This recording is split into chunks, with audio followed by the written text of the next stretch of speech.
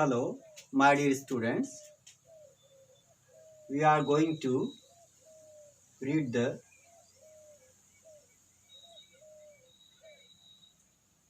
chapter number first, the Earth in the Solar System, for the standard 6th. Yesterday, we translated the text on page number 2. Today, we are going to start the last paragraph, the last two lines, the solar system. The solar system, last two lines. The sun, 8 planets, satellites, and some other celestial bodies known as asteroids and meteoroids from the solar system. Solar system में जो सूर्य, 8 ग्रह, इसके अलावा उपग्रह, कुछ एक asteroids का अर्थ होता है लघु ग्रह या क्षुद्र ग्रह जिनको कहते हैं, और मेटेरॉइड्स होते हैं उल्कापिंड. Asteroids and meteoroids from the solar system, ये सारे सोलर सिस्टम में आते हैं. We often call it solar family, हम प्राय इन्हें सौर परिवार कहते हैं, एक सोलर फैमिली कहते हैं.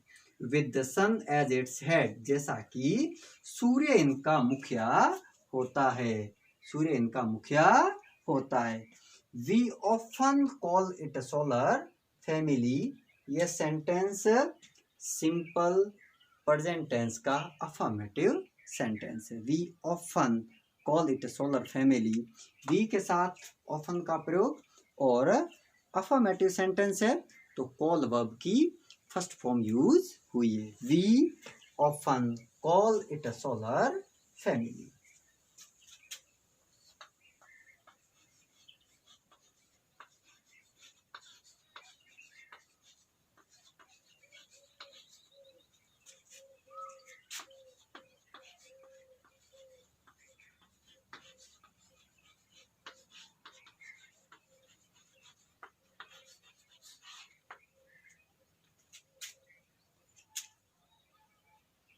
ये सब्जेक्ट है.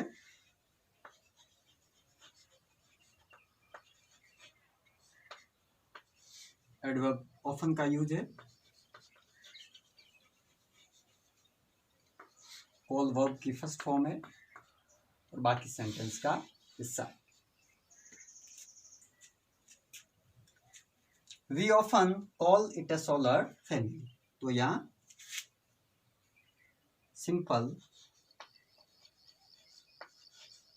Present tense, simple present tense का ये अफर्मेटिव सेंटेंस कौन सा है? Affirmative.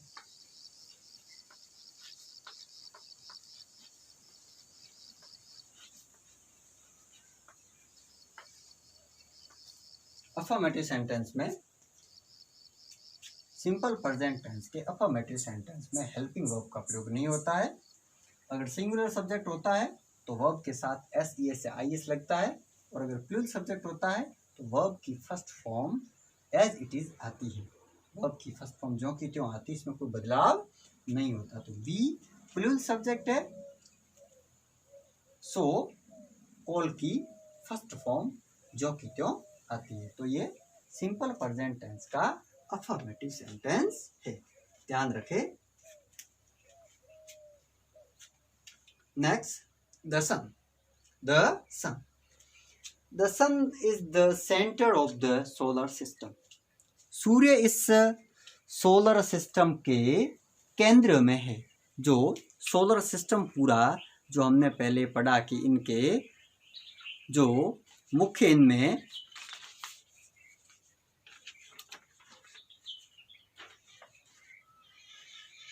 8 planets, satellites, celestial bodies होती है, एस्टेरॉइड्स होते हैं, मेटेरॉइड्स होते हैं, तो इनमें मुख्य जो होता है वो सूर्य होता है। The sun is in the centre of the solar system. Solar system में या सूर्य इस सोलर सिस्टम के केंद्र में होता है, सेंटर में होता है। It is huge and made up of extremely hot gases. ये सूर्य बहुत ही विशाल है और अत्यंत गर्म गैसों से बना हुआ है। एक्सट्रीमली हॉट गैसेस, एक्सट्रीमली का मतलब होता है अत्यंत, एक्सट्रीमली हॉट गैसेस से ये बना हुआ है। It provides the pulling force that binds the solar system. It provides, provide का अर्थ होता है प्रदान करना, to give, to give. It provides, it is a singular subject. It हमेशा एक वचन सब्जेक्ट के रूप में काम करता है। इट के साथ हमेशा सिंगुलर सब्जेक्ट का बिहेवियर चलता है। तो इट के साथ जो प्रोवाइड वर्ब है उसे सिंगुलर किया गया है। It provides the pulling force that binds the solar system. ये एक खींचने वाला बल, पुलिंग फोर्स, पुल, पुल का अर्थ होता है खींचना, एक खींचने वाला, एक आकर्षण पैदा करने वाला बल प्रदान करता है जो इस सोलर सिस्टम को बांधे रखता है। अर्थात ये अपने अपने पथ में घूमते रहते हैं, इन्हें एक पुलिंग फोर्स ये देता है। The sun is the ultimate source of heat and light for the solar system.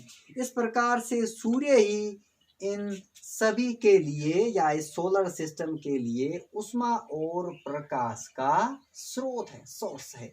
The sun is the ultimate source of heat and light for the solar system, but that tremendous heat is not felt so much by us because despite being our nearest star, it is far away from us.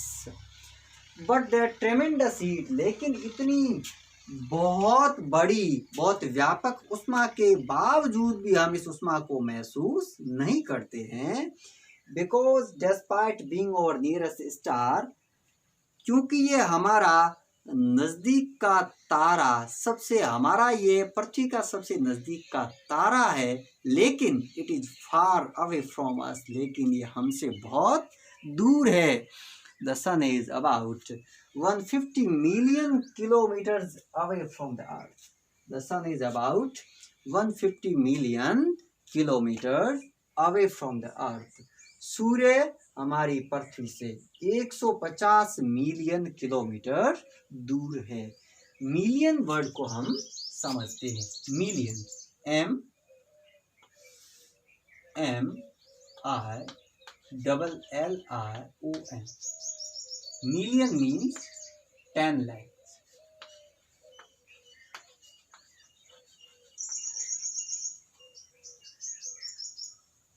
One million equal to 10 lakhs. The sun is about 150 million kilometers away from the earth. We have discussed the fact of the sun, that is in the center of the solar system. Planets. There are 8 planets in our solar system. हमारे इस solar system में 8 मुख्य ग्रह हैं। In order of their distance from the sun, सूर्य से उनके दूरी के क्रम में they are, ये इस प्रकार से हैं। First is mercury, Venus, earth, March, Jupiter, Saturn, Uranus and Neptune. ये ऑर्डर डिस्टेंस के हिसाब से है। सन से जो डिस्टेंस है तो सन के सबसे नजदीक है वो मर्क्यूरी है, उसके बाद में वीनस, अर्थ, मार्च, जुपिटर, सैटर्न, यूरेनस और Neptune.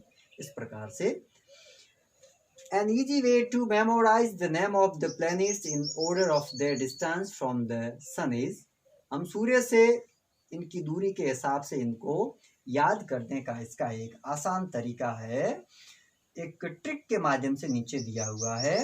My very efficient mother just served us nuts.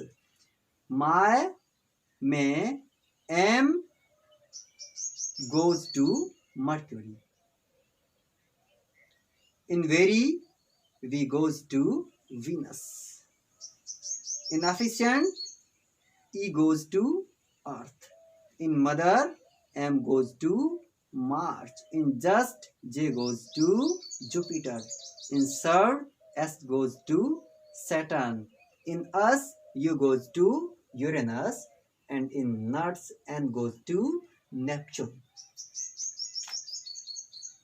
So, we can memorize it easily through the given trick. All the 8 planets of the solar system move around the sun in fixed paths. ये 8 ग्रह जो solar system में सूर्य के इर्द गिर्द एक नियत path में, एक निश्चित मार्ग में चक्कर लगाते हैं। These paths are elongated. ये पाथ या ये मार्ग एक प्रकार से लंबाई में होते हैं, लंबे और पतले होते हैं, लॉन्ग एंड थिन होते हैं। They are called orbits. इन्हें हम ऑर्बिट्स कहते हैं, या कक्षाएं या परिक्रमा कक्ष इन्हें कह सकते हैं। Mercury is nearest to the sun. Mercury पर सूर्य के सबसे नजदीक का ग्रह है। It takes only about 88 days to complete one round along its orbit. ये अपने ऑर्बिट में एक राउंड लेने में 88 दिनों का समय लेता है। Venus is considered as Earth's twin because its size and shape are very much similar to that of the Earth. और वीनस को हमारी पृथ्वी की अर्थ ट्विन, पृथ्वी की जुड़वा कहा जाता है, क्योंकि ये साइज और शेप में पृथ्वी के बिल्कुल समान है। टिल रिसेंटली अगस्त 2006, अगस्त 2006 तक Pluto was also considered a planet. Pluto को भी एक ग्रह माना गया था। However, in a meeting of the international astronomical union, और उस दौरान इंटरनेशनल एस्ट्रोनॉमिकल यूनियन की एक मीटिंग में a decision was taken that Pluto like other celestial objects Ceres 2003 UB 313 discovered in recent past में बी कॉल्ड ड्वार्फ प्लैनेट्स. और इन्हें इसके बाद में ड्वार्फ प्लैनेट्स या बौने ग्रह का नाम दे दिया गया। इन्हें सेलेस्टियल ऑब्जेक्ट्स की तरह माना गया कि इन्हें हम प्लैनेट कंसीडर नहीं कर सकते हैं। तो 2006 अगस्त 2006 में इसे है वो एक जो 2006 तक इसे एक प्लैनेट माना गया था, और बाद में एक मीटिंग में इसे है वो ड्वार्फ प्लैनेट्स या बौने ग्रह के रूप में, या इन्हें अदर जो सेलेस्टियल ऑब्जेक्ट्स है उनके समान मान लिया गया। अर्थात ग्रहों की गिनती से प्लूटो को बाहर कर दिया गया।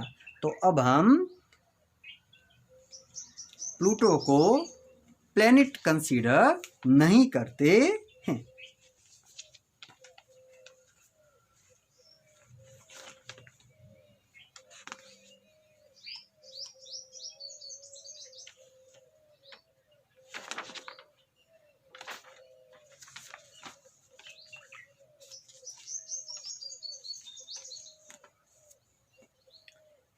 We have discussed the 2 points, the sun and planets.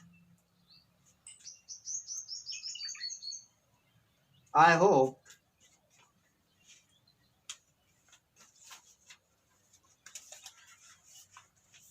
you have understood some important facts and concepts of the lesson The Earth in the Solar System. We will discuss the next point, the Earth, in our next class. Thank you.